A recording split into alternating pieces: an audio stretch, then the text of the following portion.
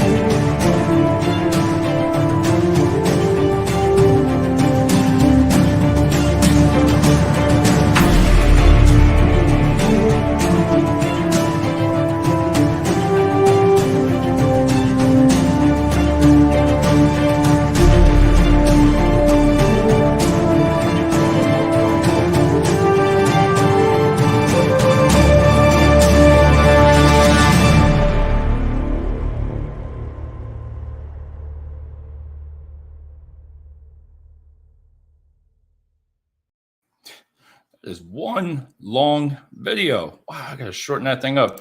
Hey, Gurpreet, thanks for joining tonight. I see a lot of great shows that you're doing. We're going to get together one of these times. I see you doing a lot of great lives and everything and talk about salaries. So shout out for you. Connect with Gurpreet. She's awesome.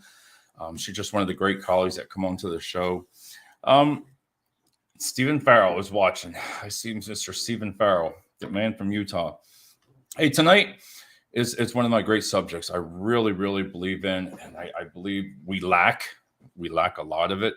Hey, there he is, the man from Utah, Stephen Farrell.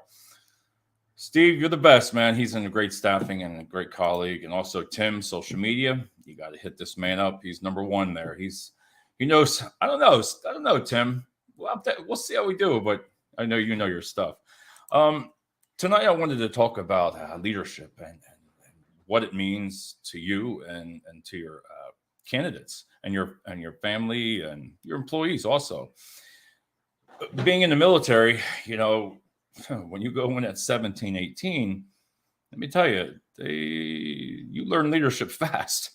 You're right out of high school, and it didn't come easy, boy. When you first step off that boot camp and that bus, and you learn real fast who your leaders are, and it kind of develops you. For people that have been in the military, it kind of sets the tone at 18 years old that you're not in front of somebody's face saying things that you just can't say.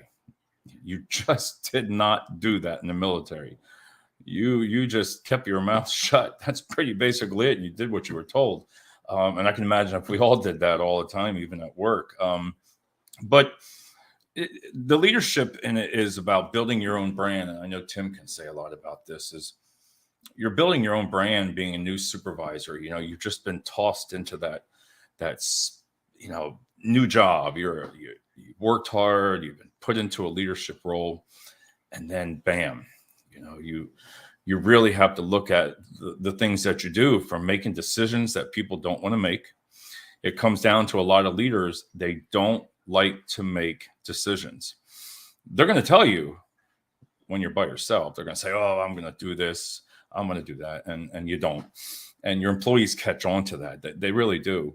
So you need to really develop yourself, because those employees are watching you. If you come out with an attitude, if you're ignorant, if you're, you favor other employees, they see this stuff at work. They see it. And you don't, or another thing, they say one thing and they say something to somebody else, like your leadership. They're going to tell you one thing in a meeting, but they're going to go behind you and say something different. They're just not the things that you want to do. You're going to get called out on that. And listen, I've evolved. I don't care. I tell people I'm 55. And when you go through the some of the jobs that I've had in leadership, and you see good leaders that you really can count on your hands, and you see the ones you can count maybe on 10, but you always remember that few good leaders about the work. And I've had it all. I mean, I've had the bottom and I've had the top, and it's a learning experience. It causes you to lose your hair. It causes you to grow gray beards. It does everything. The stress with leadership takes its toll sometimes. You either have it. I think sometimes you either have it or you don't. And when you start out as a young supervisor, if somebody's not mentoring you, if you don't have another supervisor or another manager that's saying, "Hey, Dave, I wouldn't do it like that, man. Back off. Try this." They give you the ideas, or else you're going to learn the hard way. You're gonna learn hard, and some supervisors, even like when you're out with your team, you're breaking the rules, right? You have rules for reasons, and these huge warehouses, and you turn your head the other way. They're the things that other employees see you doing. They see you doing that. They don't mess around. They're like, "Wow, I can't believe that he didn't even say anything." But yet, if I do it, I'm in trouble. So by choosing favorites, because you just have to learn not to do it. I know it's hard. You got a person that's so negative in a meeting, right? As a leader, they're in there, they're negative. Then you have your positive ones. Then you have your ones that'll do anything you want. And you kind of stay away from that person that's just angry, upset, maybe has some great ideas that you're not going after. But try not to play favoritism, because it gets you one way or the other. Oh my God. Holy crow, Bill. I haven't seen Bill since Bill, I think you called me every other day having COVID, first 19 days of January. He was just in Las Vegas. Bill, I love those videos, man. If that's what you were doing out there, they were awesome. But Bill's another great colleague to reach out to in sales. And he's, into trades, skilled trades. So it's a person that you want to reach out to. But back to, like I was saying, as a leader, your favorites.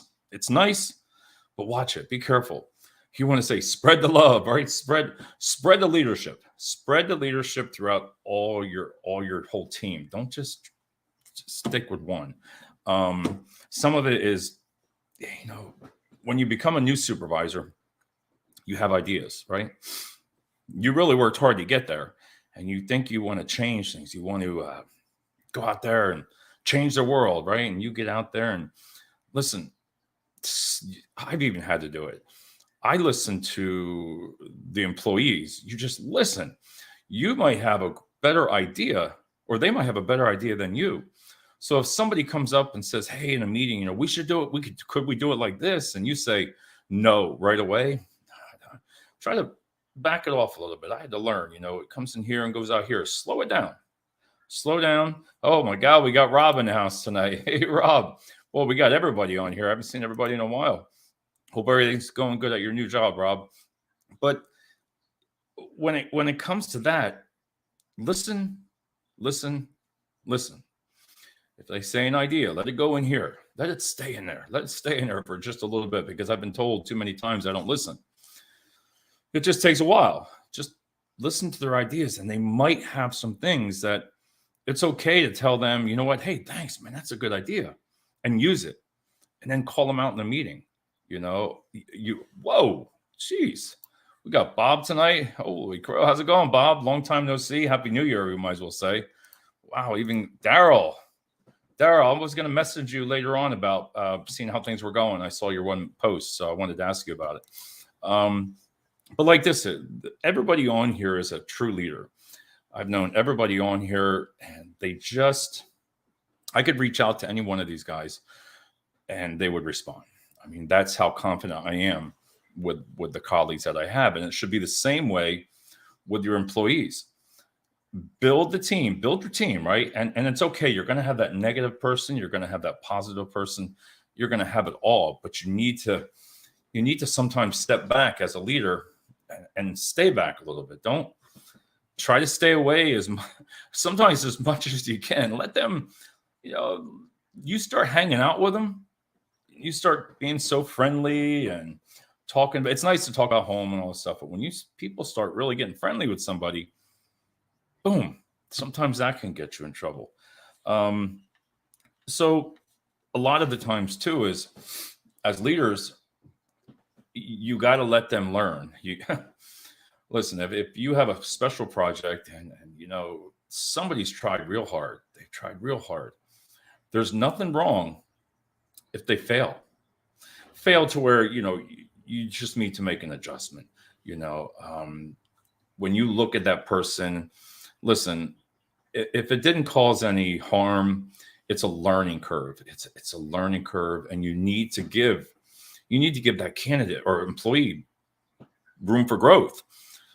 Because again, the mistakes I've made in my life, within management and leadership, I just think it comes in. I like this one. I like this, Steve. Lead to learn, learn to lead. And I'm going to leave that up for a minute. If you think about it, not one person on here would not say that they've made a mistake one time. Nah, I've made them, but I've had some good bosses that really have, pulled you away. And it wasn't that harsh tone. It was a tone of like, they just wanted to teach you, like, okay, I made that mistake. It's not going to happen again. And I can see why, because you really need, as a leader, you need to explain to your employees why. Don't just give that demand. Don't just give that out there command and don't expect anything back from it. So learn and listen. I like that, Steve. Lead to learn to lead. I'm going to leave that up. I like it. Another thing is being a leader is not only just about work. Some of your employees could just be having a bad day, and I've been there. I think everybody has been. And there's nothing wrong with when you're performers, and say, hey, is everything okay? I've noticed, you've been a little distant or something going on. If you want to talk to me about it, I'm always there. You say, listen, I'm always in the office. You ever need someone to talk to? That right there, as a leader, can get you really, really far. It can take you to that next level where somebody might be going through something, and you got to have that empathy towards somebody. You got to be able to sit there and say to them, hey, I know your father's sick. Is there anything we can do? Do you need a time off? Do you need time off? We have Family Leave Act. Take them over and say, listen, if they really need someone to talk to, a lot of companies have a lot of great mental health, that you can go to. There's a lot of different things that your company's offers, your doctors, HR. Listen, HR, I always joke around. They scare the living hell out of me. They really do.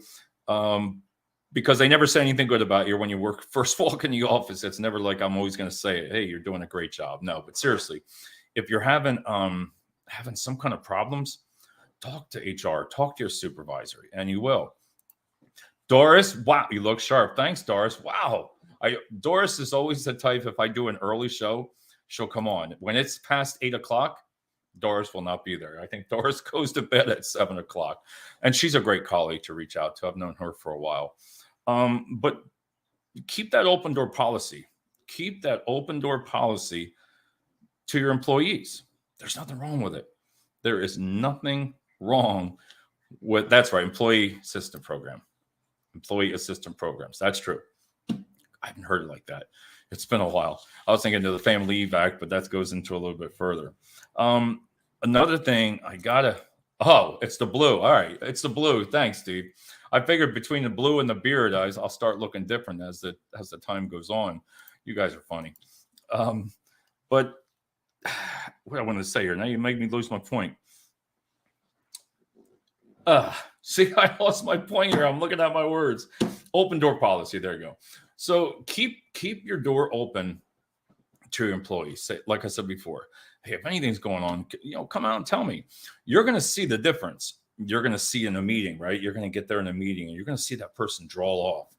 Maybe Steve was always happy, go lucky. And all of a sudden, the last week, he's sitting back and he's really, really quiet.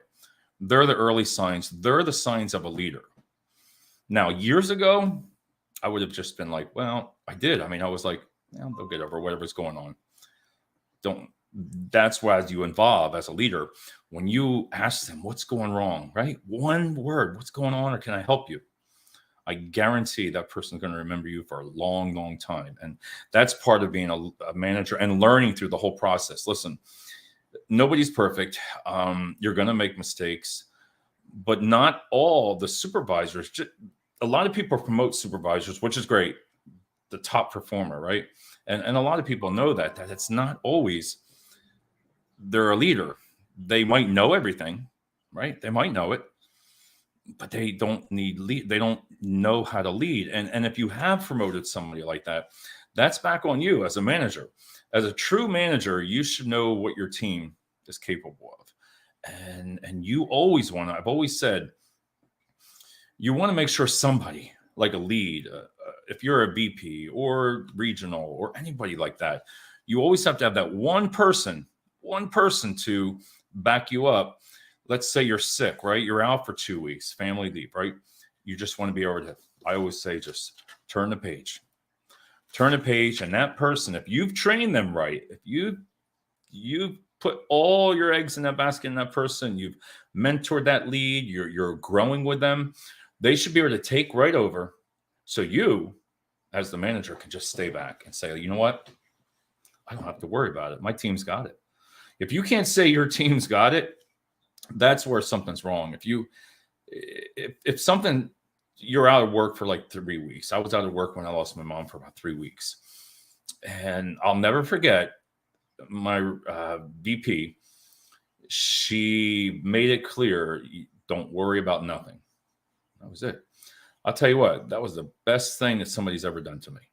Because when your employer or your leader, says to you, I don't want you on your phone, I don't want you on your laptop, anything to do with work, you're out for a reason. You'll always remember that person. You're always going to take care of that person too, because that's a very loyal thing to do. Because a lot of people, when they're out of work, it's your job as a leader to make sure that they feel right. Listen, some things happen with children, some families, some family members. Empathy, empathy, empathy. It's going to go a long way, and it just works. HR, we talked about that. How do you want to say this? Let me see. Sometimes leaders know there's something wrong, right? They know something's going on. They know it's wrong. And they know what upper management sometimes wants them to do. So in that middle person, you're going to be like, well, don't sugarcoat it. Tell the truth right off the bat. Your employees will find that out so fast by looking at you, your body language, where you're looking, and they're going to know whether you're telling the truth or not. Do not sugarcoat it, because they might have heard. Sometimes this has happened. You could be sitting there talking to your employees, right? And trust me, it can happen. You go around the corner and you might be with a bunch of managers and you might be talking a little too loud, right? You got to be careful of that in a warehouse. You're talking too loud, and then those employees hear what you just said. It backfires. It comes right back at you. You can apologize all you want, but these are the kind of things that come with experience. Anybody on this thread right here, experience. We've all made those mistakes. And I'm telling you, I've made these mistakes since the time that I went in the military. It's been nonstop in management all my life. I wouldn't know what it's not to be yelled at all the time, and everything. I mean, your top management yelling at you, and you got your employees yelling at you, all of it. So just be careful with all that. One of the things also, I think that's my son out there. All right. Ask for ideas. There's nothing wrong with asking your team how to fix a problem. If you don't know as a leader how to fix your problems, ask your team. There's nothing wrong with being embarrassed as a leader. Sometimes it'll help, because if you don't know the problems, how many times that I have gone to my team and said, hey, how are we going to fix this? I don't care who comes up with the idea. Somebody, I'll buy friggin' pizza, everybody for lunch, if you can figure out this problem, or give gift cards, do a gift card. But we need to come together as a team. And that's where, by not showing that you think you know everything, you don't, and it's okay to ask your team. They're going to come back and be like, wow, he asked us for advice. Not everybody knows everything. And I call it leadership again, leadership, Communication. I got a couple of these written down. I like this. So communication is one of the biggest thing that you can ever encounter with the leadership. That's it. If you listen, listen, listen, listen. I sometimes have to take that some of my own advice, but focus on development. As a leader, you should be training your whole entire team. Don't just pick your favorites. Build your team, everybody, to see what their capabilities are. If you know this person only likes to do one thing and he's happy, or she, don't worry about it. Move to the next. So make sure you develop. You want innovation. You want encouragement, strategic thinking. These are the kind of things that you really got to look at when you're looking at your employees. Listen, listen, listen. I'm going to say that as much as I can. Able to connect, collaborate. I mean, these are just some of the things that when you look, what is a leader? What does it mean? I like how it's adaptable, flexible. Those two words, think about it. As a leader, you're adaptable. That means you're just going to be able to, you're going to be able to change just like that. Same thing with flexibility. You're going to be able to give a little to get a little. So these are the kind of things, the words that you're going to learn as you grow as a supervisor, then as you get promoted up. Leaders attract, inspire, and retain a lot of talent. If you really have a good reputation within your company, you're going to want, some of those employees are going to really want to speak with you. They're going to want to be part of your team. And you're going to see that. Leaders attract people. They attract them. I know some people that I want to work for, and then I know some people that I don't. There's an example. Oh, I like that. What do you, Steve, where'd you get that? Delegate, man, he must be on. Steve, you're on a roll tonight, man. Delegate to develop. I'm going to, you know what? This is one, Steve, for you. Leaders have, do what's right, not what's easy. That's it, Steve. Do what's right, not what's easy. I bet you're going to like that one because I love that. I circled that one. Do what's right, not what's easy.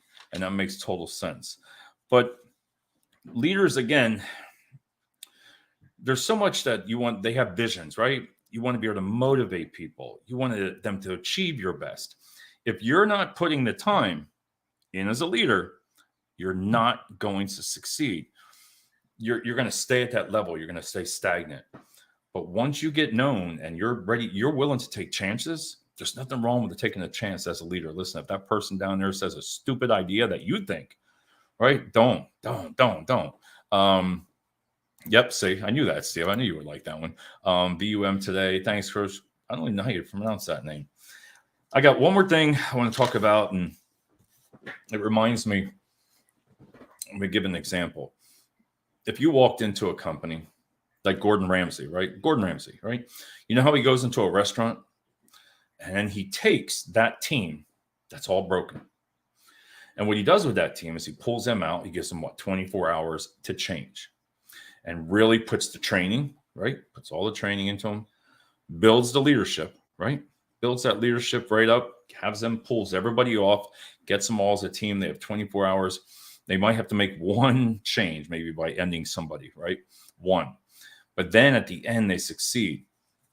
Sometimes, and this is the last thing about it, is you could have the best management, the worst management team you could ever imagine in logistics, right? In warehousing and all those stuff. One of the worst. They don't listen. They don't follow the rules. They think they just don't care. They just don't care. Let's just put it that way. The employees are the ones that hurt by that. If the leadership doesn't care, right? The ones who suffer are the employees. And I'm going to leave you with that, because if the leadership does not care and doesn't feel like developing, or they don't want to do anything, they're just there for a job, you're going to see those employees suffer, because there are good employees out there that want your advice. A team like that, you need to just eliminate. You just take them all out. There's some leaders that need to be removed from from your GMs to your regionals, your VPs. It starts at the top. If you want to go in as a top leader and make some changes, they're the kind of things that you need to do. And Steve, such a great topic. Thanks, Steve. I appreciate it. It was trying to make everything up tonight. And again, everybody, reach out to your supervisors if you're in management, right? See how things are going.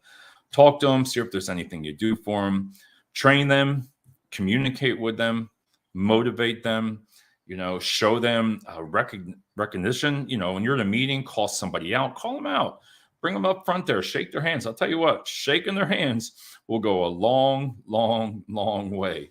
So, on that note, remember, you only delegate authority, no responsibility. Whoa. Let me read this one now. Remember, you only delegate authority, no responsibility. Mentor, motivate. I'm going to read that one over and over, Daryl. I like that. Remember, you only delegate authority, no responsibility. That right there, I'm trying to figure that out, but I will. That's great. Daryl, I'm going to message you after this. So everybody, thanks a lot so much. We got a great show on Wednesday, and have a great night. I'm going to try something different. Let's try this one.